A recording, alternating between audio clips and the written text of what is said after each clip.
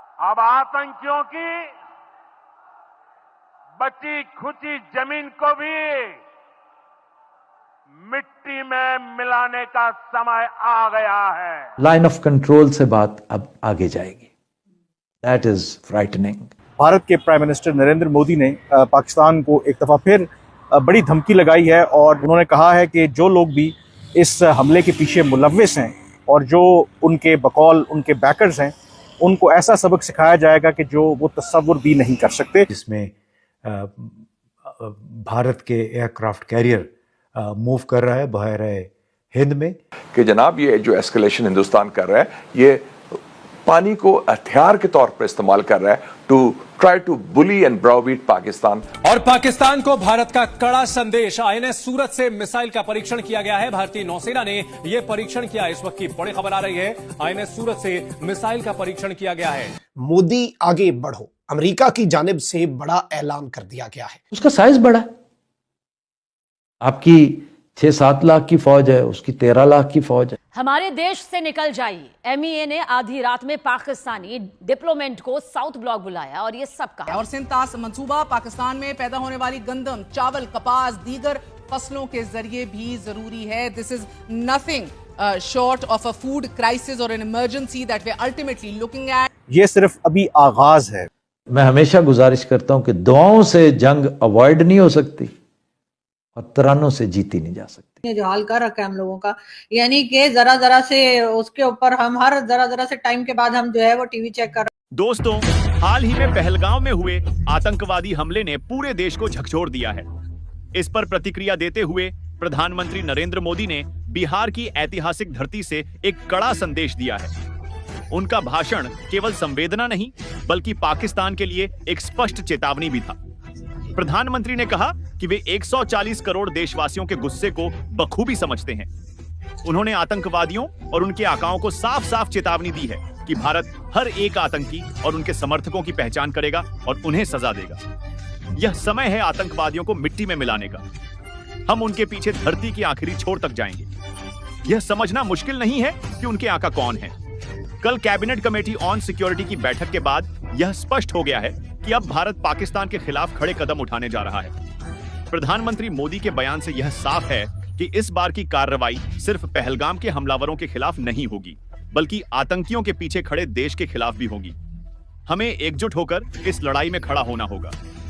यह समय है हमारी सुरक्षा और संप्रभुता की रक्षा करने का। आतंकवाद का अंत करने का यही सही समय है। भारत हमेशा अपने नागरिकों की सुरक्षा के लिए प्रतिबद्ध रहेगा और हम सभी को मिलकर इस लड़ाई में आगे बढ़ना होगा। फिर बड़ी धमकी लगाई है और उन्होंने ये इशारा दिया है कि जो इक़दामात अब तक भारत की तरफ से किए गए हैं, जिसमें इंडस वाटर ट्रीटी को मुअत्तल करना, वाघा बॉर्डर को बंद करना, पाकिस्तानी जो मिलिट्री एडवाइजर्स हैं उनको नापसंदीदा शख्सियत करार दे करके मुल्क से निकालना, ये सिर्फ अभी आगाज़ है। उन्होंने कहा है कि जो लोग भी इस हमले के पीछे मुलव्विस हैं और जो उनके बकौल उनके बैकर्स हैं, उनको ऐसा सबक सिखाया जाएगा कि जो वो तस्वुर भी नहीं कर सकते। और इंटरेस्टिंगली अपनी तकरीर का कुछ हिस्सा उन्होंने अंग्रेज़ी में वहाँ पर की, तो दुनिया को एक पैगाम देने की कोशिश कर रहे हैं कि वो मुमकिना तौर पर जो पाकिस्तान के खिलाफ कार्रवाई करने जा रहे हैं तो उनके रास्ते में कोई रुकावट ना जो हाल कर रखा है हम लोगों का, यानी कि जरा जरा से उसके ऊपर हम हर जरा जरा से टाइम के बाद हम जो है वो टीवी चेक कर रहे हैं और मीडिया चेक कर रहे हैं कि आखिर देखें कि मोदी जी ने मजीद क्या पाकिस्तान के बारे में बात की है। खैर, अगर हिंदुस्तान पाकिस्तान की बात करें तो ये तो आप जानते ही हैं कि वाघा बॉर्डर जो है जी वो भी बंद कर दिया गया है। वैसे तो खैर बॉर्डर खुले थे, लेकिन ट्रेड वगैरह तो बहुत टाइम से पाकिस्तान हिंदुस्तान की वैसे ही नहीं चल रही थी। थोड़े बहुत लोगों का आना जाना था, बहुत यानी कि वैसे आना जाना था बाकायदा वीजा लेकर। तो अब तो खैर वो वीजा सर्विस भी जो है वो भी सस्पेंड कर दी गई है। जैसा मैंने आपको बताया था कि वीजा भी जो है अब पाकिस्तानियों को नहीं मिलेगा। जो पाकिस्तानी हिंदुस्तान के अंदर ऑलरेडी पहुंच चुके हैं वीजा लेकर, उनसे कहा गया है कि 48 आवर्स के अंदर अंदर वो वापस चले जाएं। अच्छा ठीक है, ये भी हो गया, मोदी जी ने ये भी कर लिया। लेकिन उसके साथ जी मोदी जी ने किया ये है कि जो पाकिस्तान की गवर्नमेंट है, यानी कि पाकिस्तान की इस वक्त की जो गवर्नमेंट है, और उनका जो ट्विटर अकाउंट था, यानी ट्विटर अकाउंट आप जानते हैं कि एक्स जिसको अब कहा जाता है जी, एक्स अकाउंट जो है पाकिस्तान की गवर्नमेंट का, जी हाँ, उसको बैन बैन कर दिया गया है, उसको ब्लॉक कर दिया गया है हिंदुस्तान में। तो मुझे सिर्फ ये कहना था कि मोदी जी उनको वैसे भी कोई नहीं देखता। यहाँ मैं 2 साल से पाकिस्तान में, मैंने कभी पलट के नहीं देखा कि पाकिस्तान की गवर्नमेंट जो है वो एक्स पे बात क्या कर रही है, इसलिए कि आम पब्लिक के लिए इन्होंने जो है सोशल मीडिया को बैन कर रखा है। यहाँ पर आम पब्लिक बेचारी VPN लगाए बगैर जो है वो हम सोशल मीडिया पर पहुंच ही नहीं सकते और ना ही कोई ट्वीट लगा सकते हैं। और ऊपर से गवर्नमेंट और गवर्नमेंट के मिनिस्टर्स जो हैं ये धड़ाधड़ हमारे यहाँ से ट्वीट्स करते रहते हैं और सोशल मीडिया यूज करते रहते हैं। उसके ऊपर भी लोगों को बहुत ऑब्जेक्शन था। लोगों का कहना यही था कि भाई अगर हमें परमिशन नहीं है तो आखिर इन्हें किस बात की परमिशन है।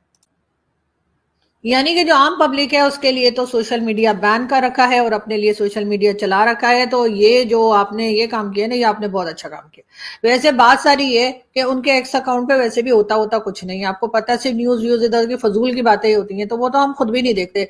तो उसको बंद कर दिया सो बंद कर दिया, वो हमें कोई फर्क पड़ता नहीं। यानी कि गवर्नमेंट को कोई फर्क पड़ता होगा, लेकिन ये कि आम पब्लिक जो है वो तो पहले ही जाकर ट्विटर अकाउंट नहीं देखती है गवर्नमेंट का। तो अगर आप लोग देख रहे थे तो मेरे ख्याल आप लोग भी नहीं देखा करें, वहां पे कोई खास काम की बात तो वैसे भी नहीं होती। ठीक है, एक बात तो ही हो गई। दूसरी बात, आपने जी बॉर्डर बंद कर दिया मोदी जी। अब बॉर्डर से पहले ही आप लोग वीजा नहीं दे रहे थे। हमारे जो लोग आने जाने आना जाना लगा के रखा था वो तो वैसे आपको पता है कि बगैर वीजा के आ जा रहे थे। और ये कौन लोग थे ये आप भी जानते हैं और हम भी जानते हैं कि इनको हमारे यहाँ बोला जाता है नॉन स्टेट एक्टर्स, और जबकि ये स्टेट एक्टर ही होते हैं मगर खैर इनको नॉन स्टेट एक्टर बोला जाता है। अभी जो 3 टेररिस्ट जो कश्मीर में जिनकी बात की जा रही है उनके नाम जो है वो भी सामने आ गए हैं और बताया ये जा रहा है कि वो पाकिस्तान के सिटीजन बताए जा रहे हैं। अब पाकिस्तान डेफिनेटली इसके ऊपर मोदी जी से पूछेगा कि भाई वो पाकिस्तान के सिटीजन है। इस बारे में आपसे यकीनन पूछा जाएगा कि कैसे पता लगा, आईडी कार्ड लेके गए थे, पासपोर्ट लेके गए थे, क्या आधार कार्ड लेके गए थे, जो हमारे यहाँ राशन कार्ड जिसे बोलते हैं, क्या चीज थी जिससे कि आपको पता लगा कि ये पाकिस्तानी है। खैर हो भी सकते हैं और नहीं भी हो सकते, लेकिन बहरहाल अभी तक ये कहा गया, साथ साथ उनके ऊपर इनाम भी रख दिया गया है। यानी कि उनके सर के ऊपर इनाम भी जो है वो भी PM मोदी की जो गवर्नमेंट है उन्होंने अनाउंस कर दिया है। तो यकीनन अब लग रहा है कि मोदी जी काफी गुस्से में है और अब काफी चीजें जो है पाकिस्तान को भुगतनी पड़ सकती है। पाकिस्तान की जो गवर्नमेंट है उसने जी आज जो शहबाज शरीफ साहब आजकल प्राइम मिनिस्टर है, शहबाज शरीफ साहब ने आज नेशनल सिक्योरिटी काउंसिल की मीटिंग बुलाई है और उसमें जाहिर है कि डिफेंस के लोग भी होंगे, बिलावल भुट्टो भी होंगे, जितनी पॉलिटिकल पार्टीज हैं सबकी सब मौजूद होंगी।